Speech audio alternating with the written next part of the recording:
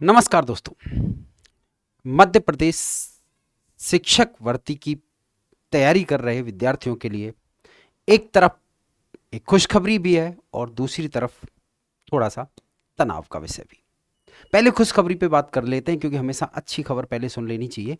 और अच्छी खबर यह है कि अब पात्रता और चयन परीक्षा एक होगी। और ये अच्छी खबर इसलिए है कि आपको एक लंबा इंतजार जो करना पड़ता है कि पहले मैं 2 4 6 महीने पात्रता की तैयारी करूं, उसके बाद में फिर रिजल्ट का इंतजार करूं, फिर रिजल्ट आए उसके बाद में वापस से मैं चयन परीक्षा की तैयारी शुरू करूं, और फिर वो सालों का समय लग जाता है।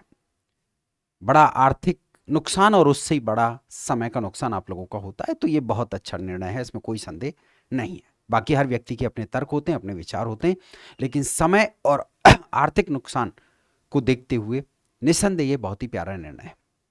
लेकिन दूसरी तरफ नेगेटिव मार्किंग, क्योंकि इससे पहले हम जब चयन परीक्षा दे रहे थे वो विद्यार्थी भी, और उससे पहले जो पात्रता दे रहे थे वो विद्यार्थी भी, हम सबको बड़ी अच्छी आदत थी 100 में से 100 के तुक्के लगाने की, हम छोड़ते नहीं थे।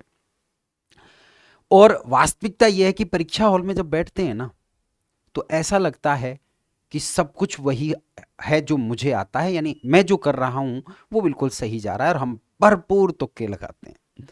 लेकिन शायद मध्य प्रदेश का जो शिक्षा विभाग है, जो या जो परीक्षा आयोजित कराने वाला विभाग है, उसको पता लग गया कि आप लोग तुक्का लगाने के आदी हो चुके हैं। और तुक्कों से क्या होता है, हमेशा मैं आपको स्पष्ट बता रहा हूं, मेहनती विद्यार्थियों का तुक्कों से हमेशा नुकसान होता है। क्योंकि ये पता नहीं क्यों ऐसा होता है, दुर्भाग्य मानिए कि कभी भी परिश्रमी विद्यार्थी के तुक्के नहीं लगते हैं। आप लगा के देख लेना, जब नेगेटिव नहीं थी तब भी तुक्के लगा रहे होंगे, तो तब भी यही होगा कि मेरे सही क्यों नहीं होते। वास्तव में तुक्के सही होते ही नहीं है। हालांकि YouTube भरा पड़ा है जहां बताया जाता है तुक्के कैसे लगाएं। अब आप सोचिए कि जिस समय विद्यार्थी को रात दिन एक करना होता है, वहां अगर कोई ये बताए कि तुक्के कैसे लगाएं, तो फिर यार इससे बड़ा दुर्भाग्य क्या हो सकता है। खैर छोड़िए, आगे बढ़ते हैं। कुल मिलाकर के खबर स्पष्ट है कि MP शिक्षक भर्ती परीक्षा अब एक ही परीक्षा होगी, यानी वही पात्रता और वही चयन, और इसके साथ साथ में नेगेटिव मार्किंग। पहले नजर डाल लेते हैं दोनों खबरों पर। ये एक तरफ कहा सामने है कि शिक्षक भर्ती अब एक पात्रता परीक्षा से होगी, चयन परीक्षा नहीं देनी पड़ेगी, यानी एक ही भर्ती परीक्षा होगी, वही पात्रता है और उसी से चयन हो जाएगा। आपको अगर पता हो तो कुछ समय पहले राजस्थान में भी ऐसा ही हुआ करता था। जब टेट आया था तो उसके बाद में एक परीक्षा करा दी गई थी, वही पात्रता होती थी और उसी से चयन हो जाता था, कि लंबी जद्दोजहद से बच जाते थे। उसके बाद में सरकार बदली, नियम बदले और चीजें पलट गई, वहां भी अब 2 परीक्षाएं होती हैं। तो कुल मिलाकर के ये होने की, ये किसी बच्चे के द्वारा भेजी गई किसी शायद अखबार की कटिंग है, जहां लिखा है कि शिक्षक भर्ती अब सिर्फ पात्रता परीक्षा से होगी, चयन परीक्षा नहीं देनी पड़ेगी। मध्य प्रदेश राज्य विभाग ने लिया निर्णय, ESB को भेजा जाएगा प्रस्ताव। कुल मिलाकर के पात्रता से ही चयन हो जाएगा, यानी पात्रता को ही अच्छे स्तर पर आपको तैयार करना है। लेकिन दूसरी तरफ कहा कि अब MP ESB की भर्ती परीक्षाओं में नहीं चलेगा तुक्का, शुरू हो जाएगी नेगेटिव मार्किंग। तो कुल मिलाकर के नेगेटिव मार्किंग भी आ जाएगी। और नेगेटिव मार्किंग वास्तव में बहुत जरूरी है, देखा जाए तो जरूरी है, क्योंकि अनावश्यक तुक्कों से क्या होता है कि हम जब अभ्यास कर रहे होते हैं तब भी गलत दिशा में चले जाते हैं। तो कुल मिलाकर के ये 2 खबर आपके लिए हैं और बहुत इंपॉर्टेंट है। अब आप लोगों में से बहुत सारे लोग इंतजार करेंगे कि पहले ये निर्णय हो जाने दीजिए कि क्या पात्रता, और ये सारे निर्णय जब अखबार में छप जाएंगे कि हाँ पात्रता परीक्षा चयन परीक्षा एक ही है, फलानी तारीख को विज्ञापन आएगा, तब आप तैयारी शुरू करेंगे। लेकिन शायद आप भूल रहे हैं कि कंपटीशन का युग है, अगर समय से खड़े नहीं हुए तो फिर कुछ नहीं कर पाएंगे। लेकिन अभी जो जद्दोजहद है वो ये है, जैसा कि मैं आप लोगों से बात करता हूं, मेरे पास विद्यार्थियों के कॉल मैसेज आते हैं, उनका रिप्लाई देते हैं, तो उनसे पता चलता है कि सबसे बड़ी दुविधा आपके लिए क्या है। सबसे बड़ी दुविधा आपके लिए हो कि पहले हमारे पास में दो चीजें थी। पहले हमारे पास में दो रूप हुआ करते थे, एक तरफ तो क्या थी, पात्रता, और दूसरी तरफ क्या थी, चयन परीक्षा। अब दोनों का सिलेबस अलग अलग था। एक सेकंड होल्ड कीजिएगा भाई। तो अब समस्या यह है कि पात्रता परीक्षा जो है उसकी तैयारी की जाए या चयन परीक्षा के सिलेबस की की जाए। पात्रता परीक्षा की तैयारी की जाए या चयन परीक्षा की, क्योंकि सिलेबस तो दोनों का भिन्न था। और ये वास्तव में आप नहीं, मैं भी होता तो ये सबसे बड़ी उलझन हम लोगों के लिए हो जाती कि इस स्थिति में हमारे द्वारा क्या किया जाना चाहिए। तो यहां पर मैं एक चीज बता देता हूं कि यहां पर दोनों में कुछ टॉपिक तो ऐसे हैं ना जो कॉमन हैं, क्या हम उनकी तरफ नहीं जा सकते? अगर देखा जाए तो दोनों में कुछ पार्ट तो ऐसा है जो पूरी तरीके से कॉमन रहेगा, एक तरफ व्याकरण रहेगा और दूसरी तरफ साहित्य रहेगा, बाकी चीजें देखी जाएंगी, लेकिन ये तो कॉमन है।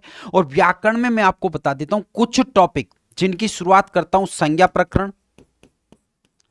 ऐसी कोई परीक्षा होती नहीं है जहां पर इसका प्रयोग ना किया जाए, संज्ञा प्रकरण आपका हो गया। इसके अलावा माहेश्वर सूत्र हो गए, ये हो गया। ऐसी कोई परीक्षा नहीं है जिसमें कि संधि नहीं आए, ऐसी कोई परीक्षा नहीं है जिसमें समास नहीं हो, ऐसी कोई परीक्षा नहीं है जिसमें कारक नहीं हो, ऐसी कोई परीक्षा नहीं हो सकती जिसमें शब्द रूप नहीं हो या जिसमें धातु रूप नहीं हो। ठीक है, यहां पर प्रत्यय का मामला जरूर थोड़ा सा फंस जाता है कि प्रत्यय क्या होता है, कई बार कम ज्यादा हो जाते हैं, लेकिन प्रत्यय में भी कुछ प्रत्यय तो कॉमन है। त्वा, ल्यप, तुमुन, त, तवतु, सत्री, सानच, तबियत, अनियर, ये तो कृत प्रत्यय हो गए। उधर जाएं तो मतुप हो गया, इनी हो गया, तमप, तरप हो गए, त्वतल हो गए। स्त्री प्रत्यय में जाएं तो टाप और गीप हो गए। ये कुछ प्रत्यय तो ऐसे हैं कि जो परीक्षा का कितना ही छोटा सिलेबस आ जाए, कितना भी एक अलग तरीके का सिलेबस आ जाए, लेकिन ये रहेंगे ही रहेंगे। तो यार इतनी चीजें तो हम व्याकरण में पढ़ ही सकते हैं ना, ऐसा तो है नहीं इनको एक दिन में पढ़ देंगे भाई कि नहीं मैं तो शाम को पढ़ शुरू किया था, सुबह तक मैंने तो पढ़ डाला, ऐसा होता नहीं है। आपको अच्छे से संज्ञा प्रकरण, माहेश्वर सूत्र, संधि, समास, कारक इनको तैयार करना है, तो इनको लिए इन टॉपिक्स के लिए आपको कम से कम 2 महीने चाहिए। तो आप इन टॉपिक्स को तैयार कीजिए कि ये तो रहेंगे ही रहेंगे, बाकी जिस रूप में आएगा देखेंगे। इधर साहित्य की बात करूं तो यहां पर कुछ चीजें तो बड़ी कॉमन है ना भाई। वैदिक साहित्य हो सकता है, क्योंकि देखो वर्ग 1 का सिलेबस अलग रहता है, वर्ग 2 का सिलेबस अलग रहता है। तो अगर वर्ग 2 पे भी पिछली वाली अगर चयन परीक्षा पे जाए तो वहां भी वैदिक साहित्य वगैरह तो थे ना, दर्शन आदि भी थे, तो वो आप छोड़ दीजिए, अभी हो सकता है वो हट जाए वहां से। लेकिन सामान्य रूप में अपन ये तो कर सकते हैं कि लौकिक साहित्य तो निश्चित रूप से रहेगा ही रहेगा। क्या रहेगा? लौकिक साहित्य तो निश्चित रूप से रहेगा। लौकिक साहित्य में आप ऐसा कर सकते हैं कि जहां पर लघुत्रयी और बृहत्त्रयी ये तो तैयार कर ही सकते हैं, यानी मेघदूत, कुमार संभव, कालिदास कुल मिलाकर के, भारवी, माघ और श्रीहर्ष ये रहेंगे ही रहेंगे। इसके अलावा जाइए नाट्य साहित्य पर अगर हम बात करें तो नाट्य साहित्य में आपके पास बाण भट्ट निश्चित रूप से होंगे, दंडी होंगे, सुबंधु होंगे। कौन से? अब भाई ये 3 तो हैं ही। अगर यहां पर सॉरी गद्य, नाट्य नहीं सॉरी, गद्य साहित्य की बात की मैंने, गद्य साहित्य आ गया। और इसी की तरह अगर नाट्य साहित्य पर मैं चला जाऊं तो नाट्य साहित्य में जो कॉमन वो हैं, कालिदास हो गए, कालिदास के अलावा भास हो गए, ये रहेंगे ही रहेंगे। इसके अलावा आपके शूद्रक हो गए, इनमें से हो सकता है एक आध कम ज्यादा हो जाए, लेकिन शूद्रक हो गए। इसके अलावा विशाख दत्त हो गए, मुद्रा राक्षस हो गया आपका, विशाख दत्त हो गए, भवभूति यहां पर हो जाएंगे आपके। कौन है भवभूति? ये 4-5 नाटककार 100% रहेंगे। तो ये वो साहित्य है। इसके अलावा पंचतंत्र है, नीति शतक है। तो ये सिलेबस भी इतना नहीं है कि आप इसको चुटकी बजाते पूरा कर दोगे। जिस दिन विज्ञापन आएगा उस दिन जागोगे, तब यही सिलेबस ऐसा लगेगा अब इसको कैसे कवर करूं। प्रमाण सामने है। केवीएस अभी थोड़े दिन पहले आपने देखा होगा कि केवीएस के रिजल्ट आया 28 फरवरी को, और उसके बाद में है तो मच गई, क्योंकि 28 मार्च का एग्जाम रख दिया उन्होंने, मेंस जो टीयर 2 जो है वो 28 मार्च का रख दिया, 1 महीने का टाइम मिला। अब बच्चों में हाय तौबा मच गई कि यार कैसे पढ़ें, क्या पढ़ें। भाई कोई भी विभाग ये तो नहीं कहता कि आप पढ़ना बंद कर दो, तो आप अभी से पढ़ो इनको। तो इतना जब आप तैयार करोगे, आपके पास समय होता है, तो थोड़ा सा वैदिक साहित्य मतलब वेद आदि का परिचय हो गया, पुराण साहित्य का परिचय, ऐसा आप लोग पढ़ सकते हैं। तो इनको आप लोग पढ़ना शुरू कीजिए, इनको पढ़ेंगे तभी काम चलने वाला है। आप अगर ये सोचेंगे नहीं जिस दिन फाइनल होगा उस दिन नहीं, और साथ के साथ में नेगेटिव का अभ्यास अभी से करो, क्वेश्चंस को छोड़ना सीखो, क्योंकि नेगेटिव में सबसे जरूरी होता है प्रश्न को छोड़ना सीखना। और छोड़ना कब सीखेंगे? जब अभ्यास करेंगे नेगेटिव टेस्ट का, नेगेटिव के साथ में टेस्ट का। तो कुल मिलाकर के आप लोगों को अभी से जागना पड़ेगा, समय के साथ जागना पड़ेगा, और तभी आप निश्चित रूप से आगे बढ़ पाएंगे। अब हमारी तरफ से आपको क्या है वो मैं आपको बता देता हूं। तैयारी आपको करनी है, निर्णय आपको करना है कि आज जागना है कि कल जागना है। लेकिन संस्कृत सानिध्यम यहां आपके लिए 3 कोर्स लेकर के आया है। ये 3 कोर्स कौन कौन से हैं, उम्मीद करता हूं आप लोगों को दिख रहे होंगे, क्योंकि थोड़ा सा व्हाइट बैकग्राउंड जब ज्यादा होता है तो दिक्कत होती है। एक कोर्स तो है यहां पर, ये देखिए मैं आपको एक बार बता देता हूं कि यहां पर जो 3 कोर्स हैं उसमें एमपी वर्ग 1 पात्रता प्लस चयन परीक्षा, अभी इसमें कॉमन कंटेंट डाल दिया गया है वर्ग 1 के स्तर के अनुसार। जो पिछला चाहे पात्रता हुई हो या मुख्य चयन परीक्षा हुई हो, उसके आधार पर एक कॉमन कंटेंट डाल दिया गया है कि वो आपको पढ़ना ही पढ़ना है। जैसे ही सिलेबस आएगा इसमें नई लाइव क्लासेज आपको उपलब्ध करा दी जाएंगी। ध्यान रखना कि चाहे कंटेंट नया आ जाए, संधि के सूत्र वही रहेंगे, कारक के सूत्र वही रहेंगे। ऐसा नहीं है कि दूसरे पाणनी आ जाएं और नई अष्टाध्यायी लिख दें, वो सिलेबस आपका आ जाए, ऐसा कुछ नहीं होने वाला है। एमपी वर्ग 2 पात्रता प्लस चयन परीक्षा, ये कोर्स आपको उपलब्ध करा दिया गया है। प्राइस वगैरह सब इस पे लिखी हुई है, आप ऐप पे जाएंगे संस्कृत सानिध्यम ऐप पर, तो वहां ये प्राइस वगैरह सब कुछ आपको मिल जाएगा।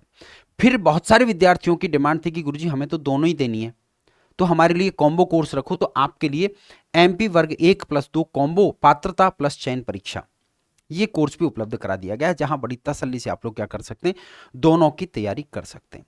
अब इसमें हम लोगों ने कोई भी हो, जैसे इसी को खोल लेते हैं, तो यहां पर आप लोगों के लिए जो कंटेंट में जाओगे आप, तो यहां पर कंटेंट में हमने सब कुछ उपलब्ध है। एमपी वर्ग 1 का सिलेबस अलग डाल दिया है, एमपी वर्ग 2 का अलग है। वर्ग 2 पर जाते हैं तो यहां आपको वीडियो मिल जाएंगी, बोर्ड पर पढ़ाई गई पीडीएफ मिल जाएंगी और साथ के साथ में टेस्ट भी मिलेंगे।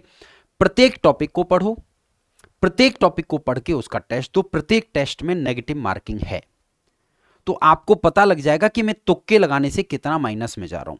डायरेक्ट एग्जाम हॉल में पता लगाओगे, उससे पहले मैदान में रह करके लगा लीजिए, आपके काम आ जाएगा। तो यहाँ पूरा कंटेंट वीडियो क्लासेस के रूप में आपको उपलब्ध है, बोर्ड पीडीएफ के रूप में 546 वीडियो हैं, 546, और इतनी फाइल हो जाती है क्योंकि बोर्ड पे जितना पढ़ा है उतना आपको मिल जाएगा। और टेस्ट भी यहाँ पर आपको 137 टेस्ट मिल जाते हैं। तो आप प्रत्येक टेस्ट का वीडियो सॉल्यूशन है, प्रत्येक टेस्ट की सॉल्यूशन पीडीएफ आपको मिलती है।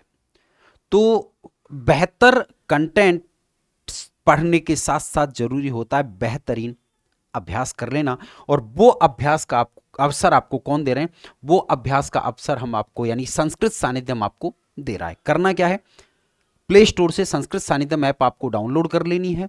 आपको हमारा लोगो अच्छी तरह पता है, संस्कृत सानिध्यम आप देख लीजिए, और वहां पर सीधा जब आप लॉगिन कर लेंगे तो नीचे स्टोर आता है, स्टोर में जाएंगे और एमपी डाल दीजिए, सर्च में एमपी डालेंगे। एमपी डालते ही तीनों जो कोर्स हैं, एमपी वर्ग 2, एमपी वर्ग 1 और एमपी वर्ग 1+2 कॉम्बो, तीनों कोर्स आ जाएंगे। सभी पर 2 वैलिडिटी है, 6 महीने और 1 साल की।